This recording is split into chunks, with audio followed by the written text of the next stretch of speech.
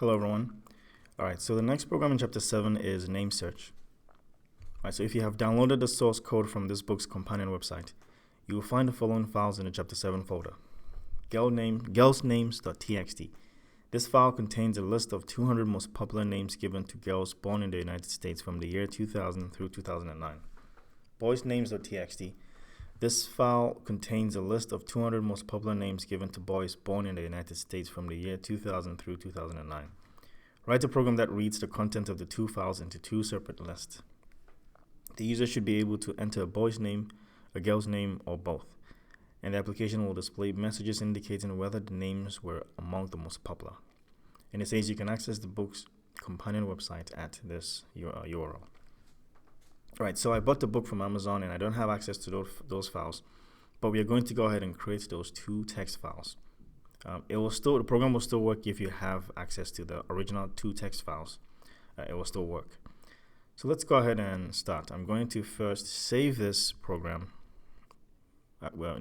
Basically where we create our programs. It's on the desktop.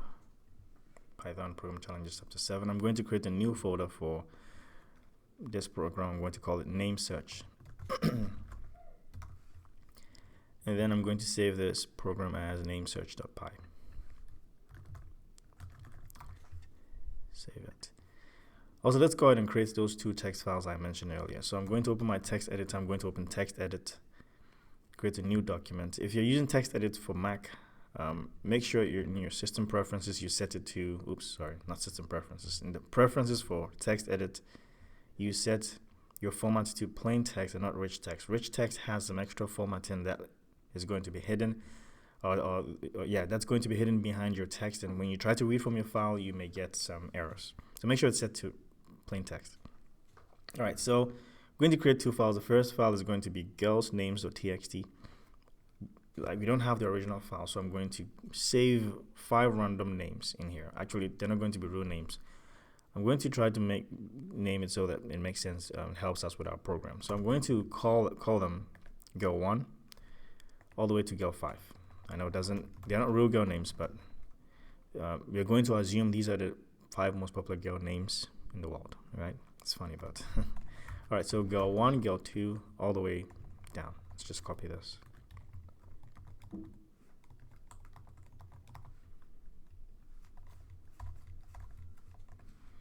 Save this as GirlsNames.txt.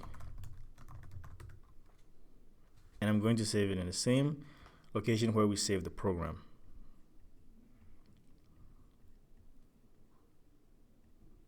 So this is our program, namesearch.py, and I'm going to save GirlsNames.txt in here.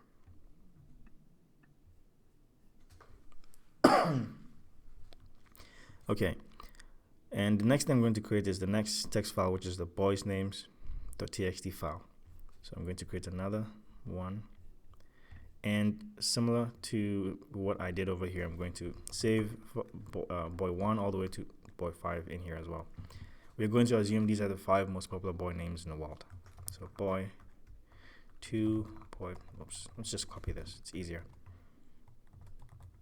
Oops.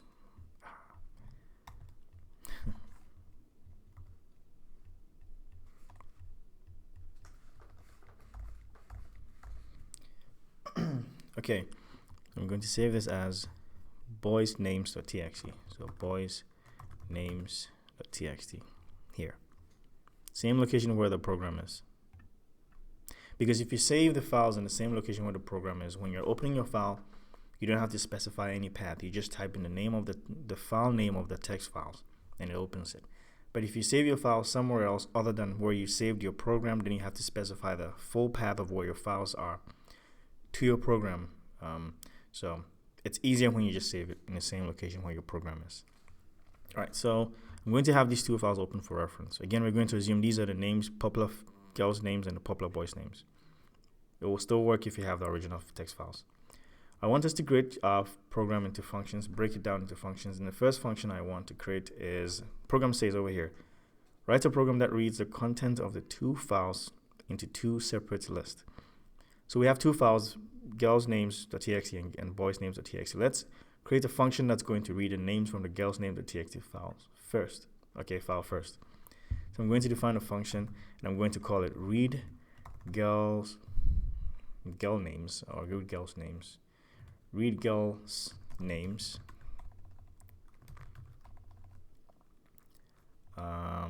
Yeah, let's just call it read girls names. Doesn't matter. Read girls names from file to list. I know it's a long name, but name it whatever makes sense to you. I like to use long descriptive names just so it helps me, but you can name it whatever you want as long as it makes sense to you. We have to determine if this function is going to accept any arguments. So the first thing we want to do in this function, we'll figure it out. If it needs an argument, we'll define it as we go. We want to open a file. So I'm going to call the open function. The open function needs a couple of arguments. It needs the file name the file name of the file you want to open, and what mode you're opening the file in. So the file name, I'm going to actually pass it to this function. Whoever calls this function has to pass in the file name. So I'm going to define a parameter for it. I'm going to call it file name. And so we're going to open this file name that whoever calls this function provides. And we are opening it in read mode. And when we open this file, it's going to create a file object in memory. And the open function is going to return a reference address to that file. And so when it's returning a reference address, we need a place to store it. And so I'm going to create a variable that's going to store that reference address. So this is going to be the girls file, right? Because it's going to be a file containing the girls name. So I'm going to call it as such. Let's call it girls names file. So this variable girls names file is going to store the reference address that the open function is returning. So in other words, this variable is pointing to that file object. We're going to refer to that file using this name. All right. So I'm going to start reading from this file. So before you read from a file, there's something called a read position. It starts from the beginning of the file. It's like you can think of it as a cursor, right? But then there's a read position, and it's always at the beginning of the file.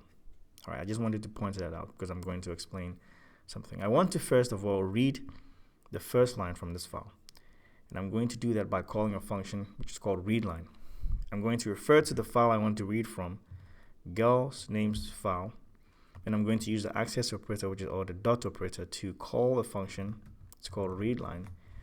So what readLine will do is it will start from the read position. Again, by default, it starts from the beginning of the file. And it reads the entire line. It reads the entire line and returns that whatever it read. It returns that information. Now, after reading that line, it moves the read position from the end of that line to the beginning of the next line. And waits for you until you call readLine again. So if you call readLine again, it's going to read that line, that particular line it's on, and it's going to adjust the read position from the end of that line to the beginning of the next line, and waits for you to call readLine again. It's going to keep on doing it. Read the next line, adjust the read position from the end of that line to the next line, so on and so forth. So by calling GirlsNames file the readLine, it's going to read, assuming we're just starting the program, it's going to read this line and return it. Return that data. When it's returning that data, we need a place to store it.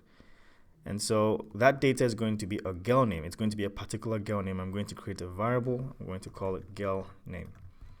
So girl name is going to store whatever name that is being read from that particular line.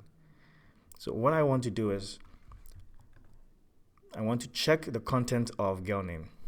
So if you call readLine and it returns something, of course, there's something on that line. But if there's nothing, for example, if the read position hits the end of the line, if, for example, it hits here and you call readLine, it's going to read nothing. And when it reads nothing, it returns nothing. Basically, it returns an empty string when it hits the end of the file. When you get an empty string, you know that you've reached the end of the file. Or if the file is empty and you call readLine, it's going to return nothing. It's going to return an empty string. And so we want to make sure that this file is not empty. Now we can see it contains something, but in the future we may not know if this file contains something. And so when we attempt to read it and it returns an empty string, we know that it's empty. We don't want to do anything at that point. But if it contains something, then we want to do something with it. And so let's check to make sure it's not nothing. Let's check to make sure it's not an empty string. What the content of girl name. And so while I'm going to use a while loop, while the content of girl name is not equal to, I'm using the exclamation sign equal to, is not equal to an empty string.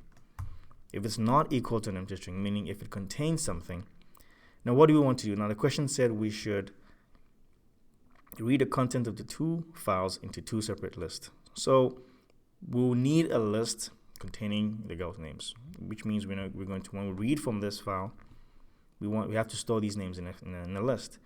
So let's create a list because we need one. So I'm going to come up here and I'm going to create a list. I'm going to call it girls' names list. Okay.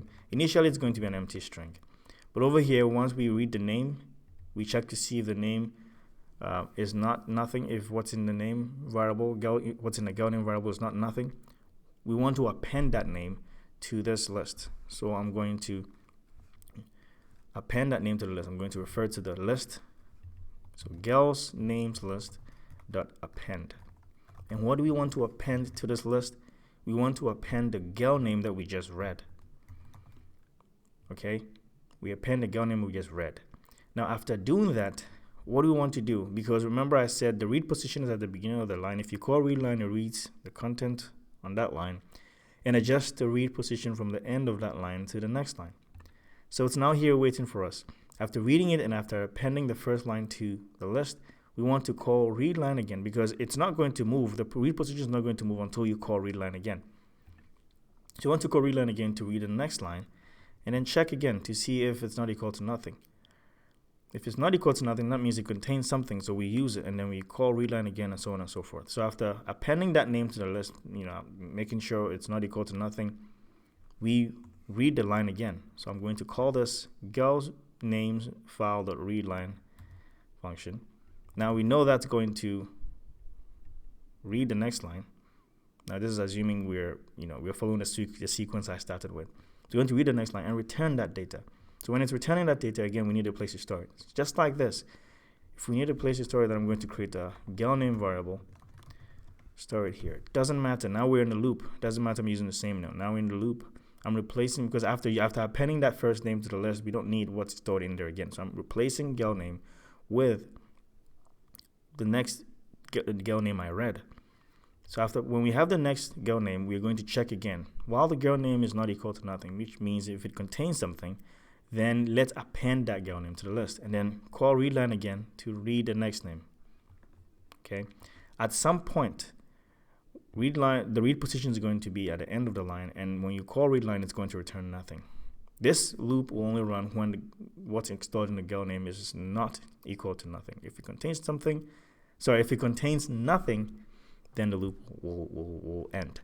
This loop again will run if what's in girl name variable is not equal to nothing. If it contains something, then the loop will end.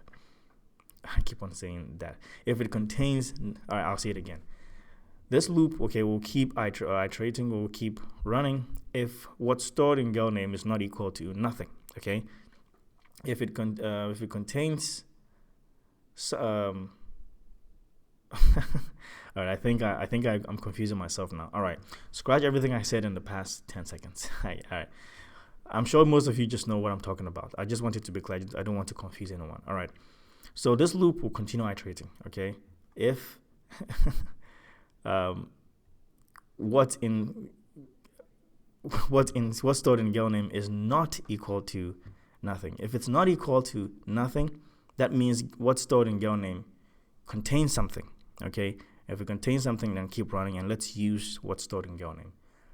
Right, but if it contains nothing, then this loop will end. We're only running this loop while what's stored in here is not equal to nothing. All right, so I think I was confusing myself there. All right, so just make sure you're clear on that. So at some point, like I said, it's going to return nothing, and when read line returns nothing, then this loop is going to exit. Okay. All right, so at the time this loop is done iterating, we'll have all the names appended to the girls' names list. All right. So when we're done outside the loop, let's go ahead and return the girls' names list. Let's return it. Now there's going to be a problem, but I want to explain by you seeing that problem, because it's kind of it helps if you see it in action, just so you can see the problem well. So after we've only created this function, let's create a main function And the main function in most programming languages is where your program is. It's basically the function that calls every other function. So it's good practice that we also create a main function in Python and have our program there. So I'm going to define a main function. In the main function, we've only created this one function here. So let's call it. I'm going to call read girls names from file to list. I'm going to call it. We know that it needs a file name. So up here, I'm going to declare a file name. And this is going to be the girls file name. Let's call it girls names file name, I guess. Girls names file name, I guess. Girls file name. Let's call it girls file name. It's easier. And that is going to be GirlsNames.txt. All right, and so we know this function needs the file name. I'm going to pass in the girls file name to it, and we know this function returns a girls names list. So when it's returning a girls names list, we need a place to store it. I'm basically going to create the same variable name. I'm actually going to copy it, girls names list, and I'm going to use girls names list to store whatever list this function is returning. Now it doesn't matter this name is the same as this name. These two are considered two different functions because they're in two different functions. They're like twins, but they don't see each other. The scope of this girls names list is within this read girls names from file to list function, and the scope of this girls names list is within the main function. All right, so I wanted us to see what's stored in the girls names list. If we've read the names from the file, then we are expecting the names to be stored in the list, right? So let's print out what's stored in girls names list.